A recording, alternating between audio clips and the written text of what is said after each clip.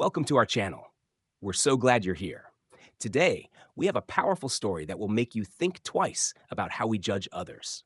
It's a tale of instant karma, justice, and the power of standing up for what's right.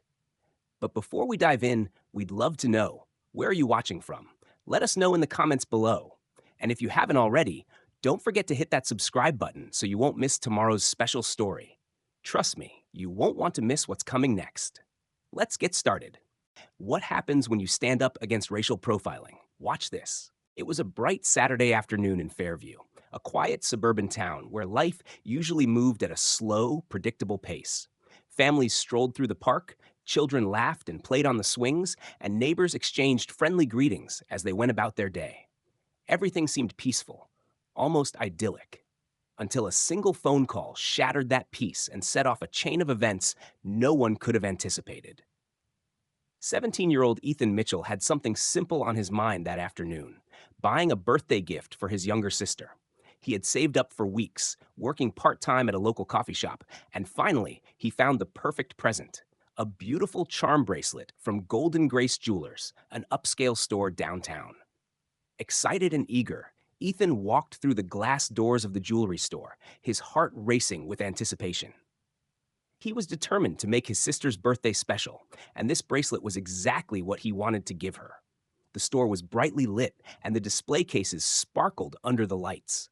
Ethan smiled to himself, feeling proud of his hard-earned money. But as he scanned the displays, something felt off. Standing behind the counter was Grace Williams, a middle-aged sales associate with sharp eyes and a permanent frown. The moment she noticed Ethan, her expression changed. Her lips pressed into a thin line, and her eyes narrowed as she watched him closely. Ethan felt a chill run down his spine. He tried to brush it off, but he knew that look all too well. It was a look he had seen before, a look that often preceded trouble.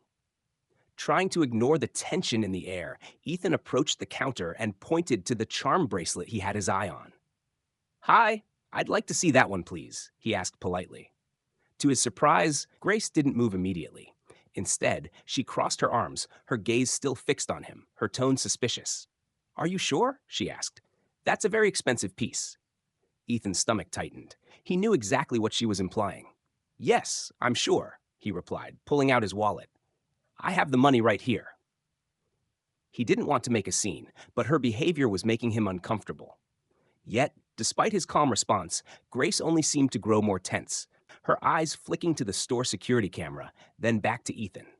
And just like that, she reached for her phone. "I think I should call the owner first," she said, her voice dripping with suspicion. But before Ethan could protest, she dialed 911. Ethan's heart sank as he heard the words come out of Grace's mouth. His mind raced, but his body remained still, trying to process what was happening. He had just walked into the store to buy a gift for his sister, something he had worked so hard for. He hadn't done anything wrong. Yet, here he was, being falsely accused of stealing. Grace's smug look only made everything worse. As she spoke to the 911 operator, Ethan felt the world around him closing in. His stomach twisted with anxiety, but he kept his voice steady. "Ma'am, I haven't done anything," he said, trying to stay calm. His voice didn't shake, but inside he was a whirlwind of frustration. He had no idea why Grace would make such an accusation, but one thing was clear: he wasn't leaving the store without a fight. Grace, meanwhile, had no intentions of backing down. She gave Ethan a condescending look, the kind that made him feel small, like he was already guilty in her eyes. "You have nothing to worry about," she said, her tone dripping with sarcasm. "The police will sort it out." Ethan clenched his fists, but he knew he couldn't let anger cloud his judgment. He had to think fast. He had to stay calm. And then it hit him. His mother. Special Agent Regina Carter, the head of the FBI's criminal division. He pulled out his phone without hesitation and dialed her number. "Mom, I need you at Golden Grace now." Ethan said, his voice steady but urgent. Grace raised an eyebrow, clearly unimpressed. "Oh, sure," she mocked. "I'm sure your mom is going to be real helpful." She scoffed, clearly thinking she had the situation under control. But what she didn't know was that Regina Carter was no ordinary mother. As the sirens in the distance grew louder, Ethan stood his ground. The officers were on their way, and he knew he had to hold on just a little longer. 5 minutes passed, then 10. The anticipation was unbearable. But just as the tension seemed to reach its peak, the door swung open, and in walked Regina Carter. Her presence commanding, her authority undeniable. The officers froze, their faces going pale as they recognized the woman entering the store. Susan, still oblivious to the gravity of the situation, tried to play it off, but it was too late.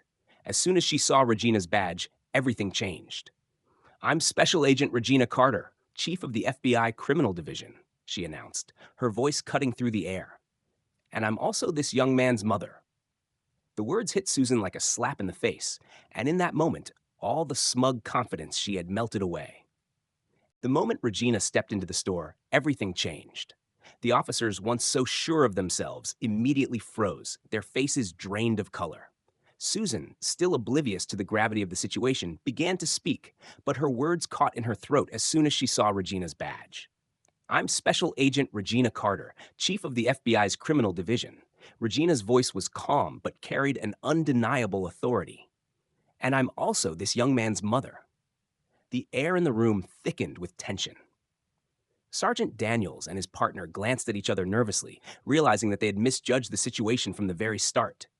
Their hands twitched toward their cuffs, but neither officer dared to move now. Regina's presence commanded respect, and she wasn't backing down. Susan, meanwhile, seemed to shrink before their eyes. Her smug expression vanished, replaced by a mix of confusion and fear. The realization that she had just made a grave mistake hit her like a ton of bricks. The woman who had so easily accused an innocent young man of theft was now faced with the very person who could undo her career in an instant. Regina's gaze turned icy as she locked eyes with the officers. "Did you even ask for his side of the story?" she questioned, her tone measured but firm. "Did you check the security footage? Or did you simply take her word for it?" The officers stammered, trying to justify their actions, but Regina wasn't having it. "What protocol?" she asked, her voice cold. "Protocol means you investigate first, make assumptions later. But instead, you assumed my son was guilty based on nothing but his appearance." The officers remained silent, unable to refute her words.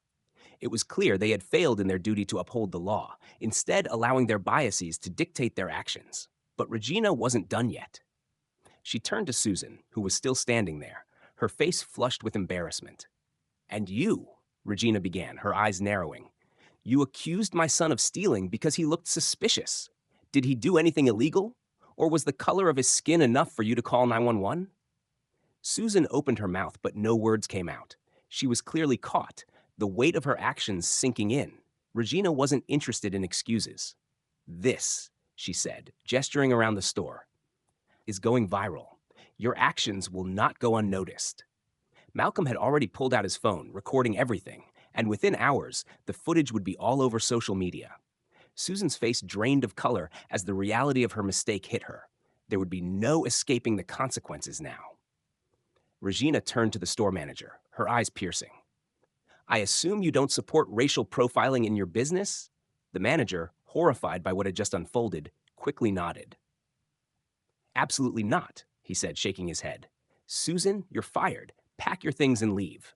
Susan, now speechless and humiliated, had no choice but to comply. As she gathered her things, Ethan finally spoke up, his voice calm but firm. "All I wanted was to buy a bracelet," he said, his words carrying more weight than Susan had ever expected. "Guess I got something more valuable instead." Justice. And with that, Ethan walked out, his head held high, while Susan left in disgrace. Karma had struck instantly. As the tension in the store reached its peak, Regina's presence seemed to freeze the entire room.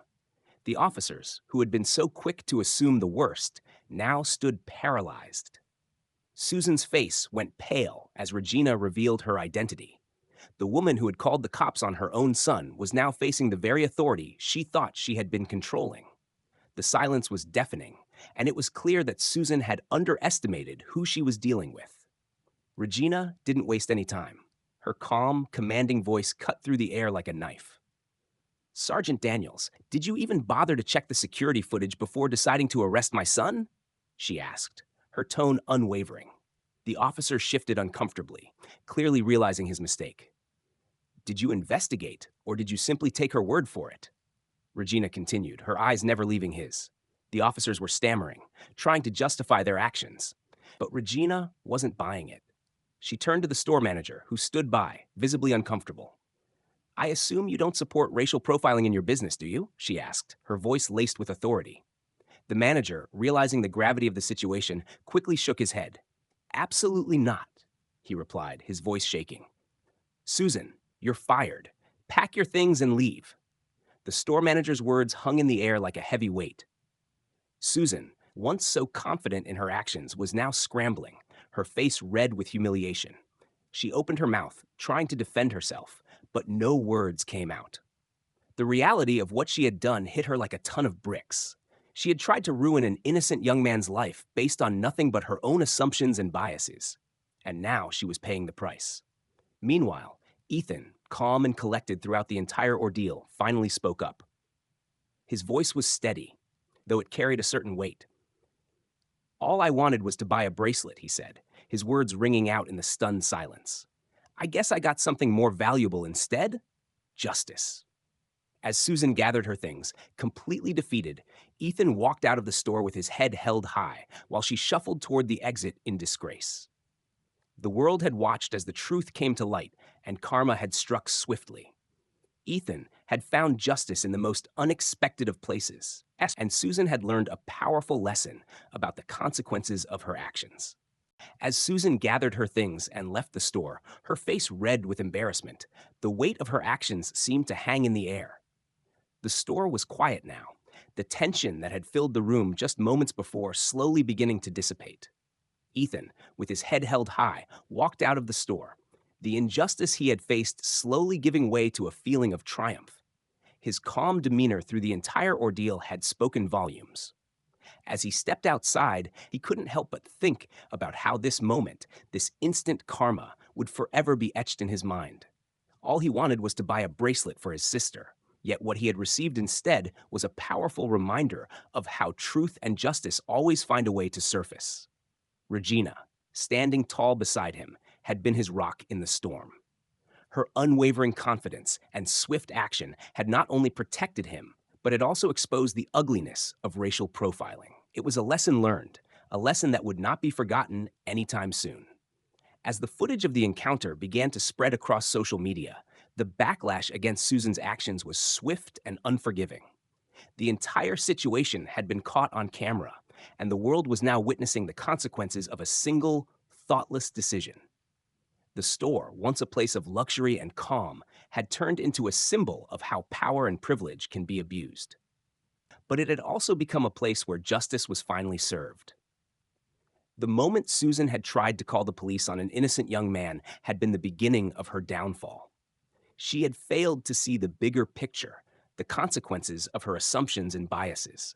And now, as she walked away, defeated and humiliated, Ethan felt a quiet sense of pride. He had been the victim of injustice, but he had also been part of the change that needed to happen. As the dust settled, Ethan couldn't help but reflect on how quickly things had escalated. One simple visit to buy a gift had turned into a life-altering moment. But in the end, he had emerged victorious. He had learned that sometimes standing up for what's right, no matter how difficult, would lead to a reward far greater than any material possession: justice, dignity, and the knowledge that karma always finds a way. We hope today's story resonated with you as much as it did with us. Ethan's experience serves as a powerful reminder of how quickly judgment can be made based on assumptions and the consequences of those actions. But it also shows us the importance of standing up for what's right, no matter the situation. In Ethan's case, what started as an unfair accusation turned into a lesson about justice, resilience, and the impact of having the right support when things go wrong. Now, we'd love to hear from you. What do you think of Susan's actions and the way Ethan handled the situation? Have you ever been in a situation where you were unfairly judged? How did you handle it? Or perhaps you've experienced a moment where the truth and justice came to light in an unexpected way, like in this story. Share your thoughts and experiences in the comments below. Your stories can inspire others, and we truly believe that through these discussions, we can all learn and grow together. Also, where are you watching from today? We love hearing from our community across the world. Don't forget to hit that subscribe button and stay tuned for more incredible, thought provoking stories. Thank you for being part of this journey, and we can't wait to bring you our next story tomorrow.